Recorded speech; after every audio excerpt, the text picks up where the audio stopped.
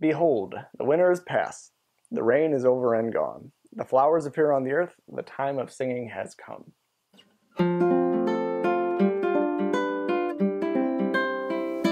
So happy Easter, babe. Happy spring. So you're from a Catholic family. Mm-hmm. And, in Catholicism, you know better than I that ceremony and tradition is really big. Yeah. And, we've broken from some ceremonies and traditions that we were raised with. So why don't you tell everyone about how your family still celebrates Easter and how we're going to be doing it this year? Sure. So growing up, we typically went to Easter vigil masses, either, the night before. We would go to, mass the morning of Easter, and the church would always be, really lit up, and there would be flowers and just fresh, green plants everywhere, really tapping into the spirit of spring. And obviously the music was all really upbeat and celebratory and glorious. And I'm sure my parents continue, to celebrate Easter in that vein. They're still Catholic.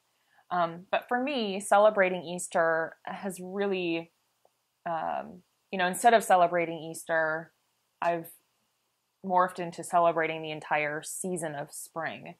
So even though, during the spring equinox, back in March, it wasn't warm at all in Ohio, I had a glimmer of hope that, okay, the northern hemisphere is starting to tilt back towards the sun, so just a little while longer and things will start to warm up, the winter weather will break and that sort of thing.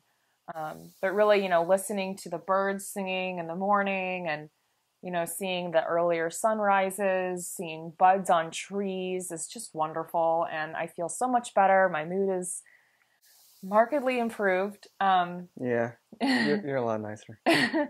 But in terms of tradition, it's actually fairly traditional to celebrate the entire season or the arrival of spring if you look at the span of human history. So, when human beings went from being hunters and gatherers to relying on agriculture, it made sense that they would celebrate the arrival of spring because it meant a new round of crops. So they could live and eat and be sustained. And so you have ancient myths that, have stories about the arrival of spring and that sort of thing.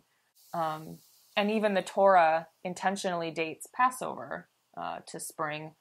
So it's no accident that Easter is also timed, with the season of spring. So it makes sense that that Easter is a part of a long history of celebrating renewal. So I know I'm looking forward to playing catch with my pops tomorrow. It's softball season, and my arm is way out of shape. So I'm looking forward to celebrate springtime with my family and seeing my niece turn 2. Yeah. Lots of food, good company. Yeah, ham sandwiches. I'm C.L. O'Hanlon. And I'm Bridget O'Hanlon, and we're the Atheists next door.